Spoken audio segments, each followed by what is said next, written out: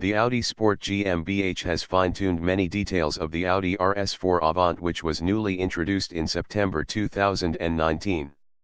The newly designed front section and the sporty interior with the new MMI Touch operating system underline the athletic aspirations of the success model, which has a legendary line of ancestors.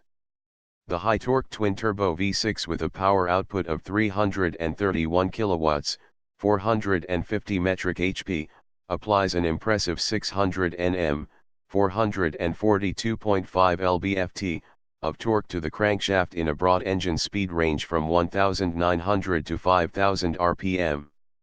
The RS4 Avant will make its debut at the DTM finale at the Hockenheimring on 4 to October 6, 2019. Sales in Germany and other European countries will start in October 2019. The new Audi RS4 Avant will be at dealerships as of December 2019. Prices for the high-performance Avant start at $81,000. With the 2.9 TFSI twin-turbo V6, Audi Sport GmbH is building on the legendary 2.7-liter V6 of the first RS4 Avant from 1999. Back then, the twin-turbo V6 had a power output of 279 kilowatts, 380 metric HP.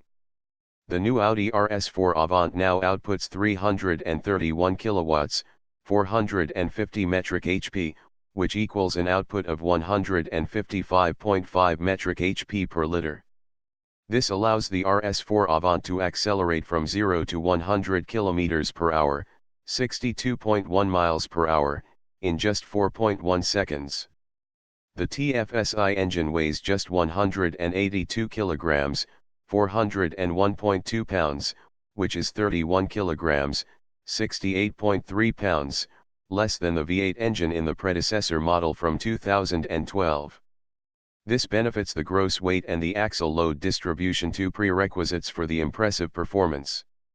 The twin-turbo V6 applies an impressive 600 Nm, 442.5 lb-ft, of torque to the crankshaft in a broad engine speed range from 1,900 to 5,000 rpm. The RS dynamic package increases the electronically governed top speed from 250 to 280 km per hour, 155.3 to 174.0 miles per hour.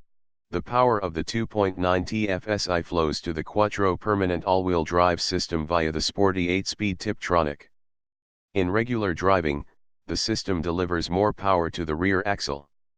Its purely mechanical center differential directs 60% of the torque to the rear axle and 40% to the front. If undesired slip occurs at one axle, most of the power is automatically and rapidly redirected to the other axle, up to 70% to the front or up to 85% to the rear axle.